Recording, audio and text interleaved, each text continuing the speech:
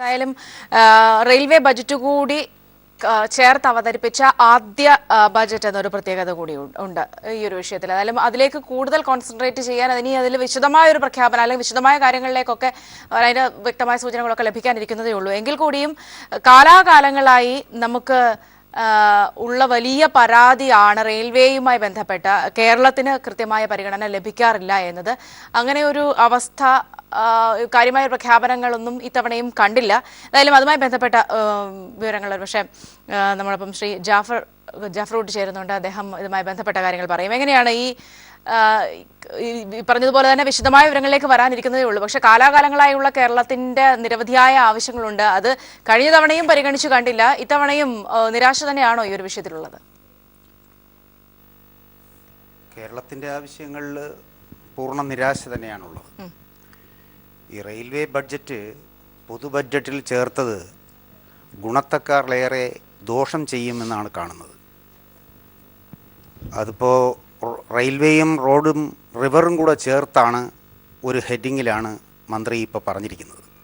Capital എക്സ്പെൻഡിച്ചറായിട്ട് 1,31,000 കോടി രൂപയാണ് വച്ചിരിക്കുന്നത്. അതിൽ 51,000 കോടി ഇൻറ്റേർണൽ റെയിൽവേയുടെ നിന്നുള്ള, ബാക്കി പുറത്തുനിന്ന് കണ്ടെത്തണം. അപ്പോൾ കഴിഞ്ഞ പ്രാവശ്യം 1,21,000 കോടി രൂപയുടെ ക്യാപിറ്റൽ എക്സ്പെൻഡിച്ചർ റെയിൽവേക്ക് മാത്രം ഉണ്ടായിരുന്നു. ആ കണക്കിന് ഇപ്പോൾ നോക്കുമ്പോൾ റെയിൽവേ പൊതു ബഡ്ജറ്റിൽ വരുന്നത് റെയിൽവേ വികസനത്തെ കാര്യമായി ബാധിക്കാൻ ഇടയുണ്ടെന്ന് വേണം കാണാൻ. അതുപോലെ തന്നെ റെയിൽവേയെ സ്വകാര്യവൽക്കരിക്കുന്നതിനുള്ള പരിപാടികളും ഇതിനകത്ത് ഇട്ടിരിക്കുന്നു.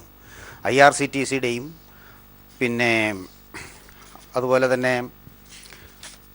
മറ്റ് പ്രോജക്റ്റുകളുടെയൊക്കെ ഓഹരികൾ പുതുതായിട്ട് ലിസ്റ്റ് ചെയ്യും എന്ന് മന്ത്രി എടുത്ത് പറഞ്ഞിരിക്കുകയാണ്.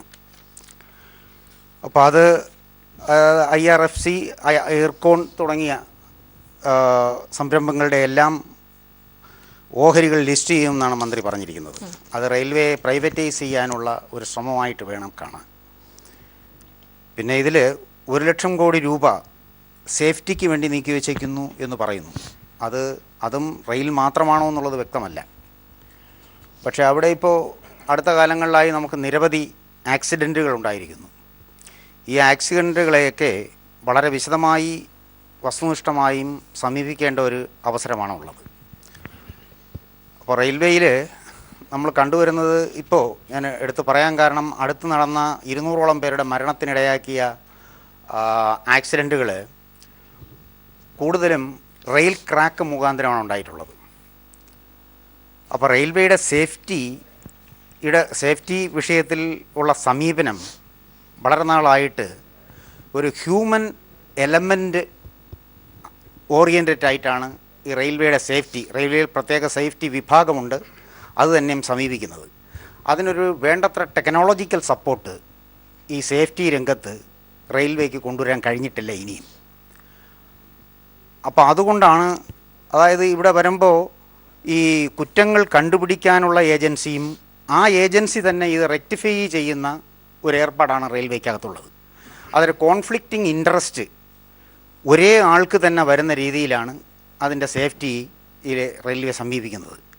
ഇവിടെയൊക്കെ ഈ മൊത്തത്തിലുള്ള ഈ 1,00,000 കോടി രൂപയിൽ കൂടുതൽ റെയിൽവേക്ക് തന്നെ അടുത്ത വരുന്ന 5 വർഷമാണ് അവർ പറഞ്ഞിരിക്കുന്നത് കൊണ്ട് മുടക്കിയാൽ മാത്രമേ സേഫ്റ്റി ആയിട്ട് ഇതിനെ കൊണ്ടുപോകാൻ പറ്റുള്ളൂ. അപ്പോൾ മൊത്തത്തിൽ നോക്കിയാൽ റെയിൽവേ ബഡ്ജറ്റ് പൊതു ബഡ്ജറ്റിൽ ചേർത്തത് അത്ര നല്ലതാണെന്ന് തോന്നുന്നില്ല. ശ്രീ അജിത് ലോറൻസ് കൂടി ചേർന്നുണ്ട്. പക്ഷേ ഞാൻ നേരത്തെ സൂചിപ്പിച്ച പോലെ, ഗംഗാധര സാർ അടക്കം നേരത്തെ സൂചിപ്പിച്ച പോലെ, ഇവിടെ സുപ്രധാനമായും ഈ നോട്ട് നിരോധനം എന്നൊരു വിഷയത്തിൽ തന്നെ ഒന്ന് നിലനിൽക്കുന്നത് കൊണ്ട് ഡിജിറ്റലൈസേഷൻ ആയാലും ക്യാഷ്ലെസ് എക്കണോമിയുടെ കാര്യമായാലും അതിലൊക്കെ എന്താണ് ഇനി ഉണ്ടാകുന്ന അല്ലെങ്കിൽ അതിന് പ്രോത്സാഹിപ്പിക്കുന്നതിനായി ചെയ്യുന്ന കാര്യങ്ങൾ എന്നുകൂടി ഒരുപക്ഷെ ഈ ബജറ്റ് നിരീക്ഷിക്കുമ്പോൾ ആ വിധത്തിൽ കൂടി സംസാരിക്കേണ്ടതാണ്. ഇവിടെ ഇപ്പോഴും അതായത് ഈ നോട്ട് നിരോധനം വരുന്നു, അതിനുശേഷം ഇത്ര നാൾ പിന്നിട്ടിട്ടും ഇപ്പോഴും ഈ പറയുന്ന വാഗ്ദാനങ്ങൾക്ക് അപ്പുറത്തേക്ക് അതിൻ്റെ ഒരു ബേസിക് കൊടുക്കാൻ സർക്കാരിനായിട്ടില്ല എന്നത് വലിയൊരു വിഷയമല്ലേ? ഈ ബജറ്റിനും അതിനുള്ളൊരു ഊന്നൽ, പ്രത്യേകിച്ച് നമുക്കറിയാം ഗ്രാമീണ മേഖലയിലൊക്കെ ഈ പറഞ്ഞ പോലെ ഡിജിറ്റലൈസേഷനൊക്കെ എത്രത്തോളം എത്തിയിട്ടുണ്ട്. ഇവിടെ ഇപ്പോൾ കറൻസിയുടെ ഇടപാടുകൾക്ക് വലിയ നിയന്ത്രണങ്ങൾ ഈ ബജറ്റിൽ പറയുന്നുണ്ട്. അപ്പോഴും ഇതിൻ്റെ അടിസ്ഥാനപരമായ വിഷയങ്ങളിലേക്ക് എത്രത്തോളം കടന്നു ചെല്ലാനായിട്ടുണ്ട്? പ്രധാന പ്രശ്നം എന്ന് പറയുന്നത് നോട്ട് പിൻവലിക്കൽ കൊണ്ട് ഒരിക്കലും ഇനിയുള്ള ശേഷിക്കുന്ന 2.5 വർഷം കൊണ്ട് ഈ സർക്കാരിന് നോട്ട് പിൻവലിക്കലിൻ്റെ ഇഫക്റ്റിൽ നിന്നും മുക്തി നേടാൻ പറ്റില്ല എന്നുള്ളത് കൊണ്ടാണ് ഡിജിറ്റലൈസേഷനിൽ ത്രസ്റ്റ് കൊടുത്തുകൊണ്ട് ഇപ്പോഴൊരു ബഡ്ജറ്റ്, അങ്ങനെ ഒരു പുതിയൊരു യുഗത്തിന് വേണ്ടി പുള്ളി ശ്രമിക്കുന്നു എന്നുള്ളതാണ് ബേസിക്കലി പറഞ്ഞു വെക്കുന്നത്. ഇതൊരിക്കലും ഉണ്ടാകാൻ പോകുന്ന കാര്യമല്ല, നടപ്പിലാക്കാൻ പ്രയാസമായ കാര്യം. കാരണം 133 കോടി ജനത്തിൽ 132 കോടി ജനത്തിനും ഡിജിറ്റൽ യുഗത്തിലേക്ക് പോകാൻ പറ്റില്ല. വെറും 9 കോടി ജനമുള്ള നെതർലൻഡ്സിൽ ഈ ക്യാഷ്ലെസ് ട്രാൻസാക്ഷൻ നടപ്പിലാക്കാൻ പറ്റിയിട്ടില്ല. 26 കോടി ജനമുള്ള അമേരിക്കയിൽ ക്യാഷ്ലെസ് ട്രാൻസാക്ഷൻ നടപ്പിലാക്കാൻ പറ്റിയിട്ടില്ല. കേരളം ഒഴിച്ച് വേറെ ഏതെങ്കിലും സംസ്ഥാനത്ത് ഇന്ത്യയിൽ ക്യാഷ്ലെസ് ട്രാൻസാക്ഷൻ എന്നെങ്കിലും നടപ്പിലാക്കാൻ പറ്റുമെന്ന് ഒരിക്കലും ചിന്തിക്കുകയും വേണ്ട. അപ്പോൾ അതിൽ നിന്ന് രക്ഷ നേടാൻ വേണ്ടി മാത്രമാണ് ഈ ഡിമോണിറ്റൈസേഷൻ്റെ ഇതിന് മറവിൽ നിന്നുകൊണ്ട് ഈ ഡിജിറ്റലൈസേഷൻ ഇദ്ദേഹം സംസാരിക്കുന്നത്. 2, ഇന്ത്യയുടെ സമ്പദ്ഘടന എന്ന് പറയുന്നത് 96% അനൗദ്യോഗിക എക്കണോമിക് സിസ്റ്റമാണ്, അനൗദ്യോഗിക സമ്പദ്ഘടനയാണ്. അതിലിപ്പോൾ 1.5 കോടി ജനം മാത്രമേ ടാക്സ് കൊടുക്കുന്നവരായിട്ടുള്ളൂ എന്ന് ധനമന്ത്രി തന്നെ പറഞ്ഞിരിക്കുന്നു. 1.5 കോടി ജനം ടാക്സ് കൊടുക്കുന്നവർ മാത്രം ടാക്സ് കൊടുക്കുമെന്ന് പറയുന്നത് അതെല്ലാം സർക്കാർ ജീവനക്കാരാണ്. മറ്റുള്ള ജനത്തിൻ്റെ അവസ്ഥയെന്ന് ആലോചിച്ച് നോക്കും. അപ്പോൾ അവിടെ അങ്ങനെയുള്ള ഒരു രാജ്യത്ത് ജനത്തിൻ്റെ കയ്യിൽ എത്ര പിൻവലിച്ചു? 86% മാർക്കറ്റിലുണ്ടായിരുന്ന അല്ലെങ്കിൽ ജനത്തിൻ്റെ കയ്യിലുണ്ടായിരുന്ന പണം പിൻവലിച്ചത് അത്രയും തന്നെ തിരിച്ചു വരണമെങ്കിൽ എത്ര കാലമെടുക്കും? ഈ 2.5 വർഷം കൊണ്ടും അവർക്ക് ഇത് തിരിച്ച് ജനത്തിൻ്റെ കയ്യിൽ എത്തിക്കാൻ പറ്റില്ല. ഇനി ഒരു 5 വർഷത്തേക്കെങ്കിലും ഈ ഡിമോണിറ്റൈസേഷൻ്റെ ഇഫക്റ്റ് ജനങ്ങളിൽ നിലനിൽക്കും. അത്രയും കാലം ജനം സാമ്പത്തികമായിട്ട് ബുദ്ധിമുട്ട് അനുഭവിക്കുകയും വരും. ശ്രീ ഗംഗാധരൻ സാർ, ഇവിടെ ധനക്കമ്മി കുറയ്ക്കുന്നതിന് ഉള്ള കാര്യങ്ങൾ എന്ന രീതിയിലൊക്കെ ചില കാര്യങ്ങളൊക്കെ പറയുകയുണ്ടായി, അല്ലെങ്കിൽ ധനക്കമ്മി കുറയുമെന്നുള്ള പ്രതീക്ഷകളൊക്കെ വയ്ക്കുകയുണ്ടായി. ഇപ്പോഴത്തെ ഈ പ്രഖ്യാപനങ്ങളുമായൊക്കെ ബന്ധപ്പെട്ട് ഈ നിലവിലുള്ള ആശങ്കകൾ? അല്ലേ, ഞാൻ നേരത്തെ പറയാൻ തുടങ്ങിയത് ഈ നോട്ട് പിൻവലിക്കൽ പ്രശ്നം വരുന്നതിന് മുമ്പ് തന്നെ ഇന്ത്യൻ സമ്പദ് വ്യവസ്ഥ ഒട്ടേറെ ദൗർബല്യങ്ങൾ പ്രകടമാക്കാൻ തുടങ്ങിയിരുന്നു എന്നാണ്. അതിലൊന്ന് ഞാൻ സൂചിപ്പിച്ചല്ലോ നേരത്തെ തന്നെ, നമ്മുടെ ഉൽപാദന ശേഷിയുടെ അത്രയും ഉപയോഗിക്കുന്നില്ല എന്നുള്ളത് ഞാൻ നേരത്തെ പറഞ്ഞു കഴിഞ്ഞു. അതേപോലെ തന്നെ സ്വകാര്യ മൂലധന നിക്ഷേപം അത് ഉയരുന്നില്ല എന്നുള്ളത് മറ്റൊരു ഘടകമാണ്. വ്യവസായ ഉൽപാദനമാണെങ്കിൽ മന്ദീഭവിച്ചു എന്നുള്ളത് മറ്റൊരു ഘടകമാണ്. ഈ സാഹചര്യങ്ങളെല്ലാം നിലനിൽക്കുമ്പോഴാണ് നോട്ട് നിരോധനം വരുന്നത്. അത് പണ്ടേ ഞാൻ ഉപമ ഉപയോഗിക്കുന്നില്ല, അത് കൂടുതൽ ഇന്ത്യൻ സമ്പദ് വ്യവസ്ഥയെ കൂടുതൽ ദുർബലമാക്കുകയാണ് ചെയ്തിട്ടുള്ളത്. ഇതിനെ തരണം ചെയ്യാൻ എന്ത് മാർഗം എന്നതിനെ സംബന്ധിച്ചാണ് വാസ്തവത്തിൽ ഈ ബജറ്റ് അഭിസംബോധന ചെയ്യേണ്ടത്. ഇന്ന് നിലനിൽക്കുന്ന ഈ പ്രശ്നങ്ങൾ എങ്ങനെ പരിഹരിക്കാം, ദീർഘകാല അടിസ്ഥാനത്തിൽ ഇന്ത്യയുടെ വികസനം സാധ്യമാക്കാൻ എന്തെല്ലാം നമുക്ക് ചെയ്യേണ്ടിയിരിക്കുന്നു എന്നതിനെ സംബന്ധിച്ചുള്ള വ്യക്തമായിട്ടുള്ളൊരു കാഴ്ചപ്പാടാണ് വാസ്തവത്തിൽ ഈ ബജറ്റിൽ നിന്ന് എല്ലാവരും പ്രതീക്ഷിച്ചത്. പക്ഷേ അതുപോലെ ആ പ്രതീക്ഷ നിറവേറ്റത്തക്ക വിധത്തിലുള്ള നിർദ്ദേശങ്ങൾ ഇതിലില്ല.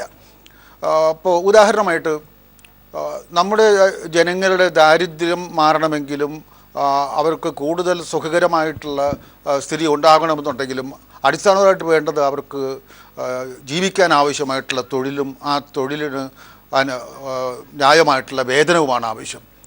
ആ തൊഴിൽ നൽകുന്നതിൽ ഏറ്റവും പ്രധാനപ്പെട്ട പങ്ക് വഹിക്കുന്നതാണ് സർക്കാർ ഈ നമ്മുടെ തൊഴിലുറപ്പ് പദ്ധതി. ആ തൊഴിലുറപ്പ് പദ്ധതിക്ക് കഴിഞ്ഞ ബഡ്ജറ്റിൽ നീക്കിവച്ചത് 38,000 കോടി രൂപയാണ്. ഇപ്രാവശ്യം വർദ്ധിപ്പിച്ചിട്ടുണ്ട്, 48,000 കോടി രൂപയായിട്ട് വർദ്ധിപ്പിച്ചിരിക്കുന്നു. എനിക്ക് തോന്നുന്ന രാജ്യം അഭിമുഖീകരിക്കുന്ന രൂക്ഷമായിട്ടുള്ള തൊഴിലില്ലായ്മയും ഈ നോട്ട് നിരോധനം ഉണ്ടാക്കിയ ഉൽപാദന സ്തംഭനവും പരിഹരിക്കാൻ ഇത്രയും രൂപയുടെ വർധനവ് കൊണ്ട് പോരാ, അത് തികച്ചും അപര്യാപ്തമാണ്. നമ്മൾ പറയുക ലിപ് സർവീസ് എന്ന് പറയല്ലേ, അതുപോലെ അപര്യാപ്തമാണ്. വാസ്തവത്തിൽ ഈ തൊഴിലുറപ്പ് പദ്ധതിക്കുള്ള തുക ഇരട്ടി അല്ലെങ്കിൽ 50% വർദ്ധിപ്പിക്കേണ്ടതായിരുന്നു. അത് വർദ്ധിപ്പിച്ചിട്ടില്ല എന്നുള്ള ഒരു കാര്യം. പിന്നെ ബജറ്റ് സംബന്ധിച്ച് പറയുമ്പോൾ അതിൽ വളരെ തന്ത്രപരമായിട്ടാണ് ബജറ്റിലെ ഓരോ വാക്കുകൾ ഉപയോഗിച്ചിട്ടുള്ളത്. ഞങ്ങളുടെ പ്രതിബദ്ധത പാവങ്ങളോടാണ്, ഞങ്ങളുടെ പ്രതിബദ്ധത പണക്കാരോടല്ല എന്ന് പറയാൻ വേണ്ടിയിട്ടാണ് ഞങ്ങളുടെ പ്രതിബദ്ധത പാവങ്ങളോടാണ്. അപ്പോൾ 1 കോടി ജനങ്ങളെ ദാരിദ്ര്യ വിമുക്തമാക്കുക എന്നുള്ളതാണ് ഞങ്ങളുടെ അടിസ്ഥാന ലക്ഷ്യമെന്ന് പറയുന്നു. അതെങ്ങനെ സാധിക്കും? കഴിഞ്ഞ കുറേ കാലത്തെ പ്രവർത്തനം കൊണ്ട് എത്ര പേരെ ദാരിദ്ര്യമുക്തമാക്കി എന്നുള്ളത് ഗവൺമെൻറ് വെളിവാക്കേണ്ടതാണ്. ഇപ്പോൾ ഈ സർക്കാർ വന്ന ശേഷം 2 കൊല്ലവും 7 മാസവും കഴിഞ്ഞിരിക്കുന്നു. ഇതിനിടയ്ക്ക്, ഈ കാലഘട്ടത്തിനിടയ്ക്ക് സർക്കാരിൻ്റെ ബജറ്റിൻ്റെയും സാമ്പത്തിക നയങ്ങളുടെയും ഫലമായിട്ട് എത്ര കോടി ജനങ്ങളെ ദാരിദ്ര്യ വിമുക്തമാക്കി എന്നുള്ളൊരു കണക്ക് കൂടി കിട്ടിയാലേ നമുക്ക് ഇതിൻ്റെ ഒരു ഫലപ്രാപ്തിയെ സംബന്ധിച്ച് എന്തെങ്കിലും പ്രവചനം നടത്താൻ കഴിയുള്ളൂ.